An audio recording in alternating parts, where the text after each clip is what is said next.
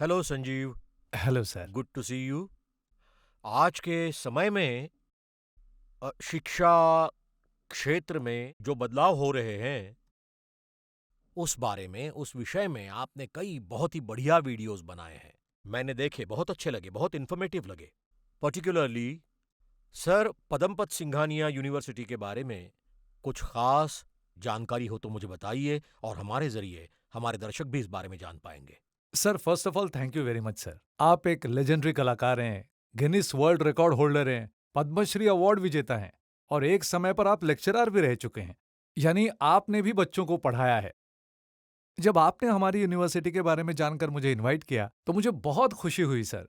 आप जैसे अनुभवी व्यक्ति जब हमारी यूनिवर्सिटी को बेहतर समझेंगे तो ये हमारे लिए सच में बहुत लाभदायक होगा sir. Thank you very much sir. SPSU में कौन-कौन से स्पेशल कोर्सेस आप इंट्रोड्यूस कर रहे हैं? आप सभी विद्यार्थियों को प्रॉपर गाइडेंस कैसे दे रहे हैं? उस पर जेके सीमेंट का इसमें, यानी उनसे जुड़े लोग इसका निर्वाह कर रहे हैं, तो मुझे जानना है, मुझे I I want to know the speciality of this university. Sir Padampat Singhania university under CSR programme के तहत 2007 में जेके सीमेंट वालों ने उदयपुर राजस्थान में स्थापित की थी। इस नाम में खासियत है सर, ये एक उपाधि है। जैसे भारत रत्न उच्चतम पुरस्कार दिया जाता है, पदमपत सिंघानिया जी को सर नाम से ब्रिटिश गवर्नमेंट के माध्यम से संबोधित किया है। और खास बात यह है कि जेके फैमिली वालों ने 1962 में आईआईटी कानपुर इंस्टीट्यूट स्थापित किया था और पदमपत सिंघानिया जी इसी आईआईटी कानपुर के 15 सालों तक चेयरमैन रहे। एसपीएसयू का परिसर 110 एकड़ में फैला हुआ है।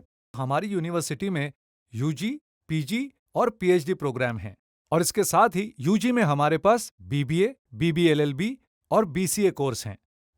और यूजी में भी हमारे पास इंजीनियरिंग में CSE, EC, mechanical, civil, biotechnology, bachelor of designing, BTech भी है and coming up to MTech है, एमबीए है और पीएचडी कोर्सेज भी हमारी यूनिवर्सिटी ऑफर करती है। आई थिंक ये बड़ी आश्चर्य की बात है कि एक साउथ इंडियन व्यक्ति होकर एडमिशन डायरेक्टर का पद यूनिवर्सिटी में आपने कैसे हासिल किया संजीव? सर मैं इस यूनिवर्सिटी से पिछले 10 साल से जुड़ा हूँ। पिछले 9 साल से मैं चैनल पार्टनर हूँ। उससे पहले मैंने अपना बीटेक चेन्नई से कंप्लीट किया और बीटेक करने के बाद मैंने कई टॉप मोस्ट कॉलेजेस के साथ कंसल्टिंग की। तो जब मैं कंसल्टिंग कर रहा था तब मैंने एक बात ऑब्जर्व की सर।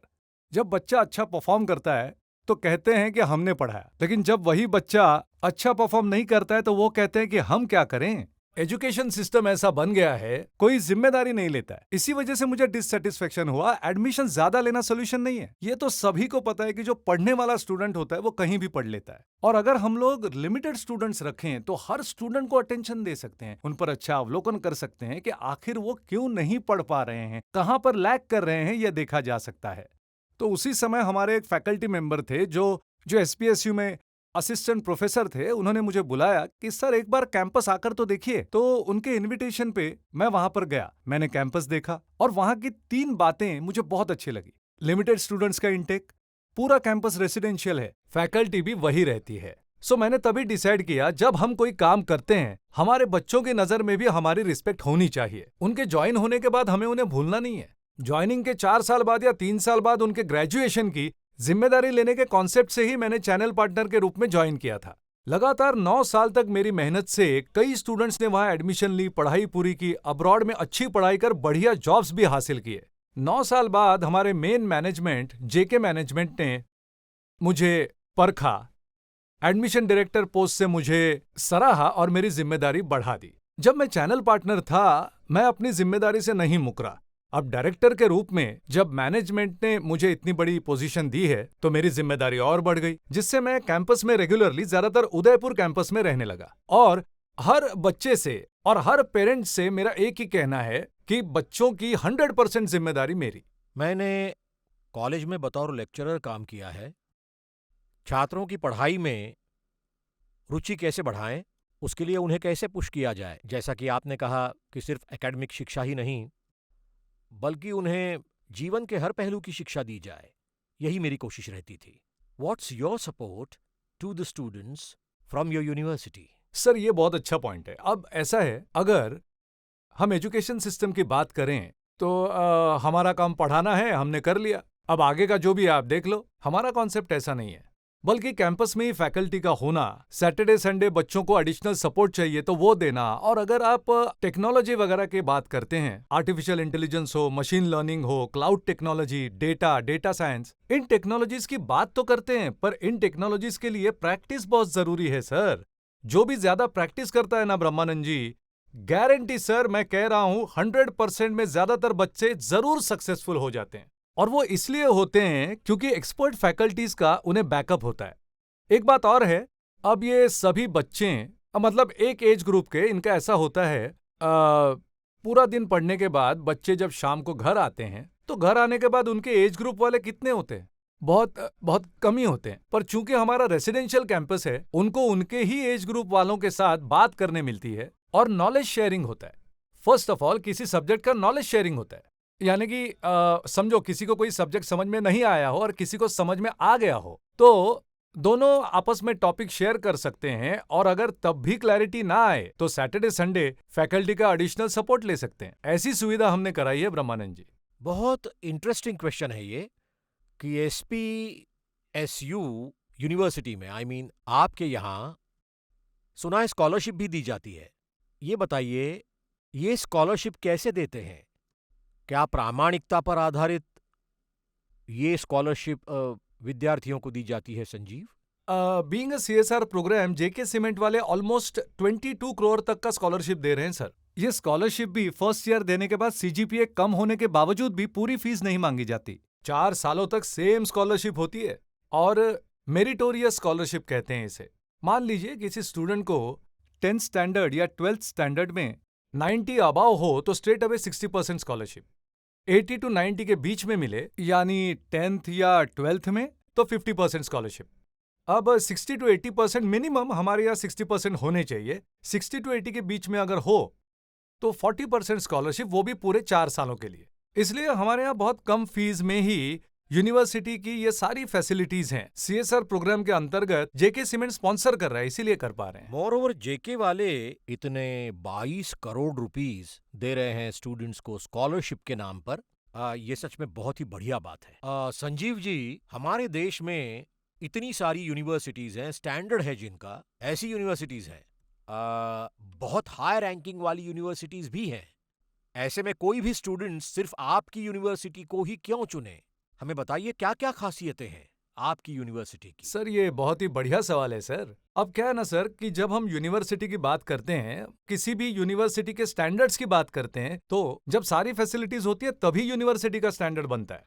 पर आजकल यूनिवर्सिटीज में क्या होता है, 5,000 से लेकर 10,000 तक स्टूडेंट्स, यानी I am talking about the students, 5,000 से लेकर 10,000 तक स्टूडेंट्स अगर कोई यूनिवर्सिटी लेती है, when the number increases, when there is a large number of students in a group in a university, उनके लिए सिर्फ एजुकेशन ही नहीं देना होता है सर। एजुकेशन के साथ quality of living life, for example hostel facility ले लो, फूड क्वालिटी ले लो, जो कुछ भी उन्हें मिलना चाहिए ना सर, वो सब कुछ। अनलिमिटेड सीट्स होंगे तो 100% नहीं मिलेगा, बट वेयर एज हमारे पास लिमिटेड स्टूडेंट्स को लेकर रेसिडेंशियल कैंपस है। सर हम आजकल के जमाने की बात करते हैं, अब बच्चे कॉलेज जाते हैं, वो प्राइवेट व्हीकल से जाते हैं, बस से जाते हैं, लेकिन जाते आते हुए कोई सेफ्टी नहीं है सर। अब वो कॉलेज जा रहे हैं या नहीं जा रहे हैं, ये पेरेंट्स हर दिन जाके देख नहीं सकते हैं ना सर। सच कहूं तो ये जेन जी जनरेशन ऐसा ही है कि बाद में पढ़ लेंगे, नेक्स्ट ईयर पढ़ लेंगे, नेक्स्ट सेमेस्टर पढ़ लेंगे, ऐसा नेक्स्ट करते लास्ट में पढ़ने वाले बच्चे अपना सीजीपीए मेंटेन नहीं कर पाते, सब्जेक्ट्स क्लियर नहीं होते, बाद में प्रॉब्लम हो जाता है। मेजॉरिटी स्टूडेंट्स का प्रॉब्लम है बीटेक में बैकलॉग्स, बीटेक में ड्रॉप आउट्स। ना बाबा मेरे से बीटेक नहीं हो पाएगा, हम नहीं कर पाएंगे। पेरेंट्स को लगता है कि उनके बच्चे दूसरे शहर में जाकर पढ़ रहे होंगे, पर वो तो कहीं रूम ले लेते हैं, कॉलेज भी नहीं जाते हैं। भला क्यों? इसमें मेरा स्वार्थ यही है, जिम्मेदारी लेना। 10 सालों से मेरा यूनिवर्सिटी पर यही विश्वास रहा है। हम सारे बच्चों को रखते हैं एक फैमिली की तरह, फैकल्टी यानी सब कैंपस में रहकर। Mother, father, even vice chancellor भी वही रहते हैं। मदर फादर के घर में आपको जितनी सुरक्षा मिलती है, उतनी ही सेफ्टी को यहाँ फर्स्ट प्रायोरिटी दी जाती है।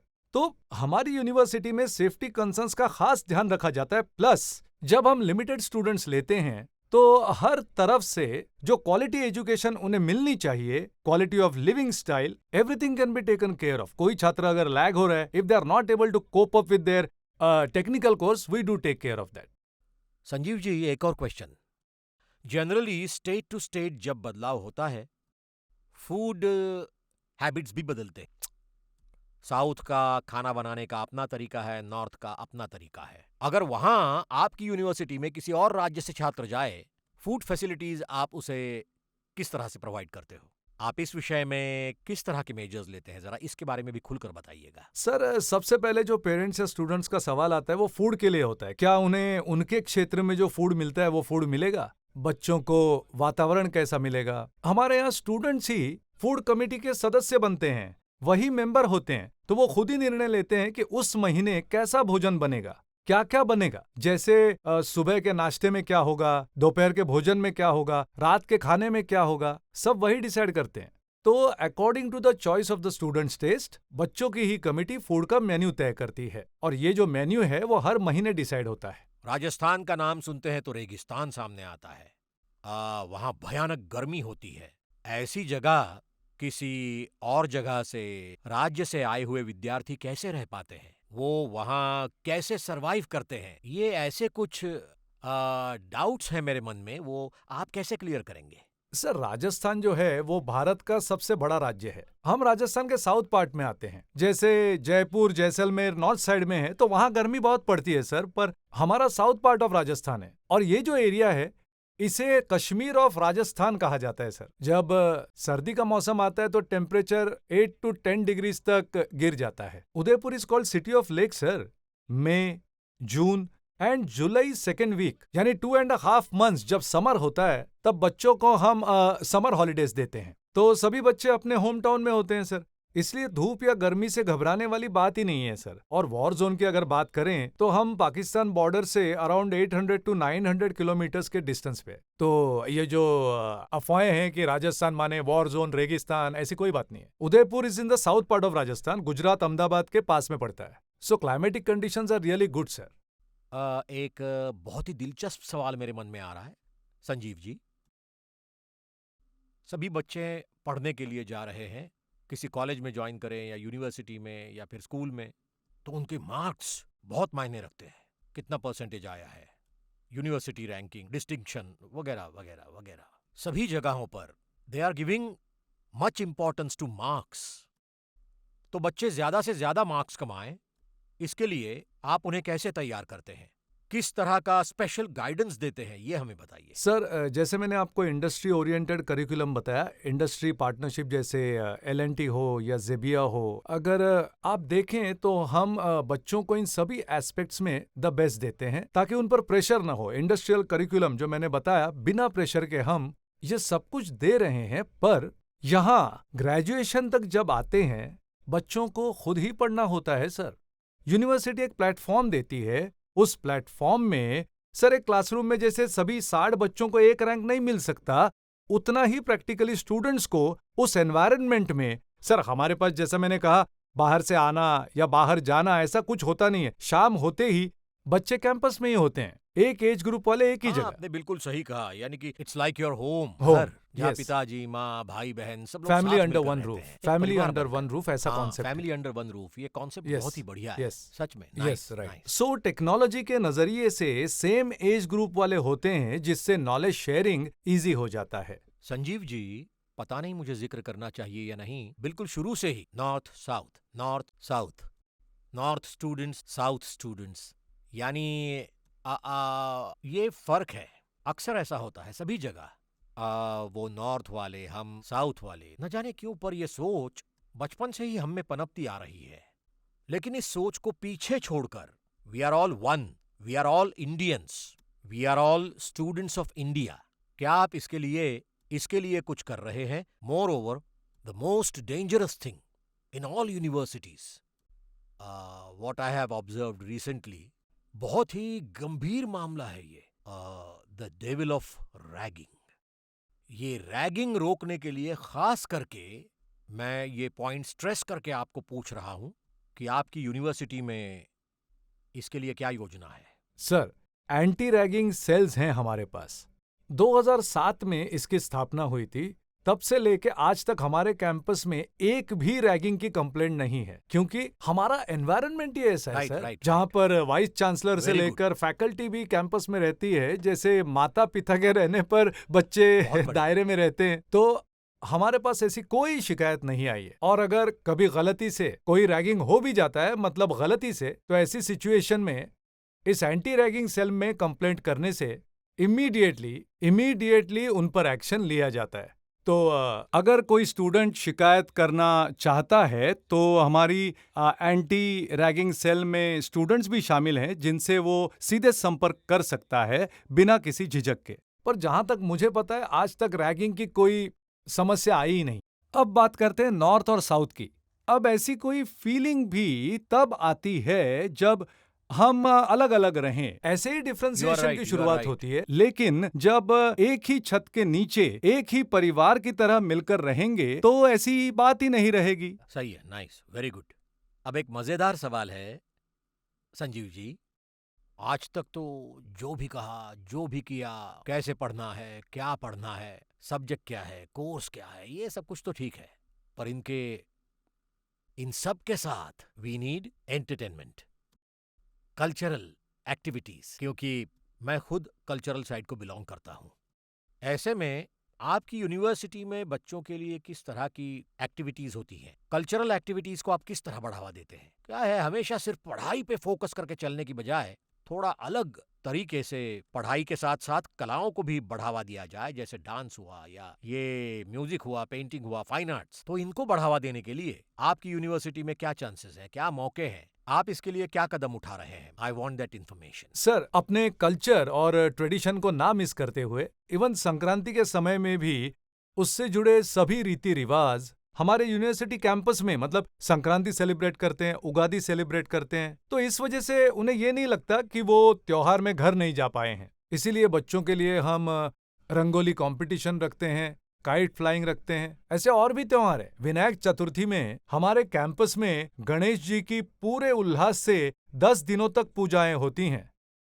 विसर्जन के लिए सभी लोग, हमारे स्टाफ, फैकल्टी, हमारे स्टूडेंट्स, सभी पास वाले लेक में विसर्जन के लिए जाते हैं। और ऐसे कल्चरल एक्टिविटीज के साथ कॉलेज में फेस्ट भी होते हैं। और आपको बताऊं, हमारे यहाँ 22 स्पोर्ट्स क्लब हैं। Cricket, football, volleyball, basketball, indoor badminton court, gym facility, TT, सभी फैसिलिटीज और स्पोर्ट्स को मिलाकर ऑलमोस्ट 22 स्पोर्ट्स क्लब हैं हमारे यहाँ। So all the things are included for the students, not only education, पर साथ में entertainment भी, जो उनके लिए बहुत जरूरी है, and we are personally taking care of it. हाँ, एक और बात, आपकी यूनिवर्सिटी में पढ़ने वाले बच्चों को आगे जाकर आप ही नौकरी दिलाते हैं, ऐसा मैंने सुना है। और ये बहुत ही सराहनीय है, जितनी तारीफ की जाए कम है। ये कैसे मुमकिन है? ये किस हद तक, किस तरह से आचरण में लाते हैं, बताइए। सर, जैसा मैंने बताया कि हम लिमिटेड स्टूडेंट्स लेते हैं, इससे you can make it out clearly, अच्छे मेरिटोरियस वैसे तो स्टूडेंट्स। आप शुरुआत से ही एक अच्छी बात कहे जा रहे हैं, एक बड़ी ही इंटरेस्टिंग बात, लिमिटेड लिमिटेड लिमिटेड। जब कुछ लिमिटेड होता है तो लेस इज मोर कंफर्टेबल कहते हैं। Exactly sir. इसी तरह, तो क्या आप ये कहना चाहते हैं कि लिमिटेड स्टूडेंट्स हो तो फिर सभी को सारी सुविधाएं आसानी से दी जा सकती हैं, राइट? 100% स्पेसिफिकली डिफाइन हो जाता है सर, नंबर डिफाइन हो जाते हैं हमारे लिए, ये इतने हैं, ये परसेंटेज है। इसके अलावा LNT, LET प्रोग्राम्स जो है, इंडस्ट्री पार्टनरशिप, ये सब, इसके अलावा इंडस्ट्री इंटर्नशिप प्रोग्राम, मैंने बताया ना, बच्चों के समर वेकेशन होते, इस वेकेशन में इंटर्नशिप प्रोग्राम की अपॉर्चुनिटी देते हैं हम। और ये सब हम थियोरेटिकली नहीं करते हैं, हम प्रैक्टिकली बच्चों से इंडस्ट्रियल करिकुलम करवाते हैं। राइट। वर्तमान में शिक्षा क्षेत्र में टेक्निकली बहुत सारे चेंजेस हो रहे हैं। आप उन्हें अपने यूनिवर्सिटी में इंप्लीमेंट करने के लिए किस तरह के मेजर्स ले रहे हैं Sanjeev? Sir, world class infrastructure की बात करें तो डिजिटल क्लासरूम्स, डिजिटल लाइब्रेरीज, हमें जिस कंप्यूटर लैब फैसिलिटीज की जरूरत होती है, तो everything, not only digital classroom sir, even hostels भी इंक्लूडेड हैं। हॉस्टल से लेकर मेस तक टोटल हमारे पास जो इंफ्रास्ट्रक्चर है, it means the world class infrastructure. Sanjeev ji, what's your role to make the students betterment? आपको देखकर आप स्टूडेंट्स को ऊंचे पद पर, अच्छे पद पर देखना चाहते हैं। आपके बात करने के ढंग से ही आप बहुत ही एंथुसियास्टिक लगते हैं। यू विल डू मिरेकल्स, ऐसा आपकी सोच बता रही है, आपके विचार बता रहे हैं। Really very nice. At the same time आप कौन कौन सी सावधानियां बरत रहे हैं? चलो, आप कह रहे हैं कि ये ऐसा है, ये वैसा है, okay, we accept it. Particularly इस विषय में personally, as Sanjeev personally, university के लिए, स्टूडेंट्स के लिए आप क्या क्या कर रहे हैं, बताइए। जब मैं चैनल पार्टनर था तब भी बच्चों के ज्वाइनिंग के बाद उनकी जिम्मेदारी मैं लेता था सर। मैं ये कहना चाहता हूँ, हर पेरेंट को ये कन्वे करना चाहता हूँ, आप अपने बच्चों को हमें सौंप दो, मैं सब देख लूंगा, कोई टेंशन लेने की जरूरत नहीं है। और मैं ये इतने विश्वास के साथ इसलिए कह पाता हूँ क्योंकि हमारे वाइस चांसलर से लेकर हमारी फैकल्टी भी अपनी फैमिली के साथ कैंपस में रहते हैं और सबका अच्छे से ध्यान रखते हैं। इसीलिए मुझ में इतनी हिम्मत आई है। असल में कई पेरेंट्स को कंफ्यूजन होता है, कई पेरेंट्स ऐसा सोचते हैं कि हम बच्चों को बाहर भेज रहे हैं, हमसे दूर भेज रहे हैं, क्या करेंगे। कोई टेंशन लेने की जरूरत नहीं। फैमिली अंडर वन रूफ के कॉन्सेप्ट से सबका ध्यान रखते हैं। 100% प्लेसमेंट के नाम का सभी यूनिवर्सिटी वाले डंका बजाते हैं। Is it possible, Sanjeev ji? ब्रह्मानंद जी, आपने बहुत बढ़िया सवाल पूछा। क्योंकि सभी लोग 100% प्लेसमेंट बोलते हैं, जितनों को लिया उतनों को कैसे प्लेसमेंट देंगे बताइए। 100% प्लेसमेंट का एक क्राइटेरिया होता है, एलिजिबिलिटी क्राइटेरिया होता है। स्टूडेंट का 8 to 8.5 मिनिमम सीजीपी होना चाहिए। इंटर्नशिप प्रोग्राम स्टूडेंट ने मिनिमम 2 किए हुए होने चाहिए।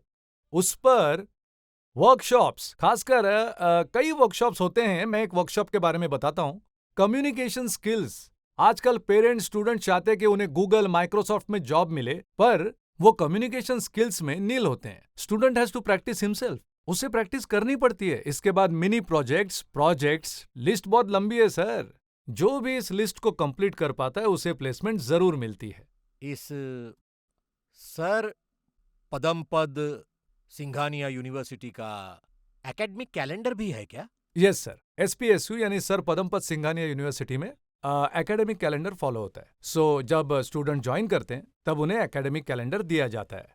उससे बच्चों को यह समझ में आता है कि कितने वर्किंग डेज हैं, कब उनके एग्जाम्स हैं, कब हॉलीडेज हैं। इसके लिए मेंटली प्रिपेयर हो जाते हैं। और हॉलीडेज का भी ऐसा है कि जो दूर के शहरों से स्टूडेंट्स आते हैं ना, उनके ट्रेन टिकट रिजर्वेशंस या आगामी फ्लाइट टिकट्स उनको कम फेयर में मिल जाते हैं। इसलिए स्टूडेंट्स को हम एकेडमिक कैलेंडर ज्वाइन करते ही दे देते हैं। जनरली सारी यूनिवर्सिटीज अगस्त या सितंबर में शुरू होती हैं एकेडमिक ईयर्स, जहां तक मुझे पता है। ऐसे में आप लोग अर्ली स्टार्ट करने की क्यों सोच रहे हैं? सर एक्चुअली बताया जाए तो यहाँ काउंसलिंग्स के बाद बाकी सब होने तक अगस्त या सितंबर हो जाता है, बट हमारा जुलाई फर्स्ट वीक से ही कॉलेज स्टार्ट हो जाता है। This is the only one university in India which is offering 1 month of induction classes, orientation classes, workshops.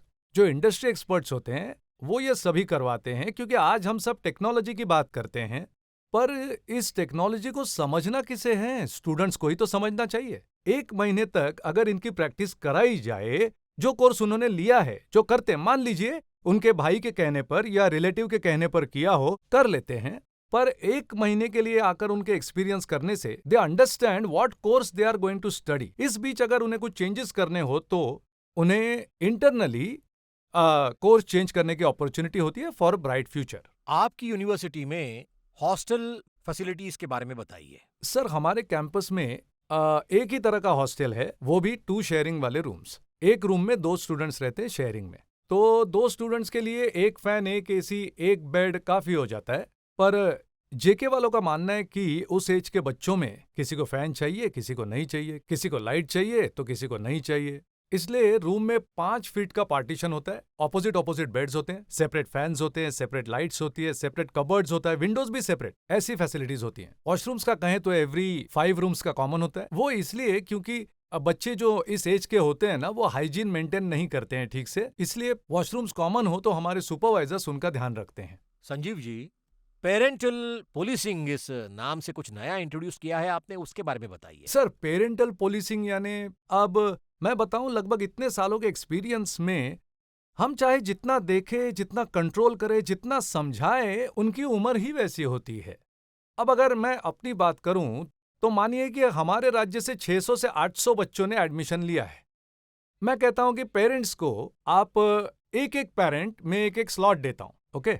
मान लीजिए कि जुलाई मंथ में एक पर्टिकुलर दिन में मदर फादर और एक मदर फादर यानी 4 लोग। मैं सबको कैंपस में एकोमोडेशन दूंगा, फूड भी दूंगा। अपने बच्चों के लिए 1 हफ्ता यहाँ रहो। उस 1 हफ्ते में सिर्फ अपने बच्चों को मत देखो, बाकी सभी बच्चों को भी देखो। यानी कि कॉलेज के बाद वो क्या करते हैं, हमारे रूल्स लगाने पर भी वो गलत करते हैं, तो माँ बाप के तौर पर आप पूछ सकते हैं कि बच्चों तुम ये सब क्या कर रहे हो। और साथ ही फूड अच्छा नहीं लगे तो आप पूछ सकते हैं हमसे कि ये क्या फूड खिला रहे हो, कैसी क्वालिटी है इसकी। यानी 24 घंटे 365 डेज पेरेंट्स पोलिसिंग के तहत और उनके पर्यवेक्षण में इस यूनिवर्सिटी की सोच फर्स्ट टाइम इन इंडिया है। ये बात मैंने एसपीएसयू के वीसी सर से कही और उन्हें ये बात बहुत अच्छी लगी, क्योंकि सर पेरेंट्स की निगरानी में ही तो कॉलेज चल रहा है ना।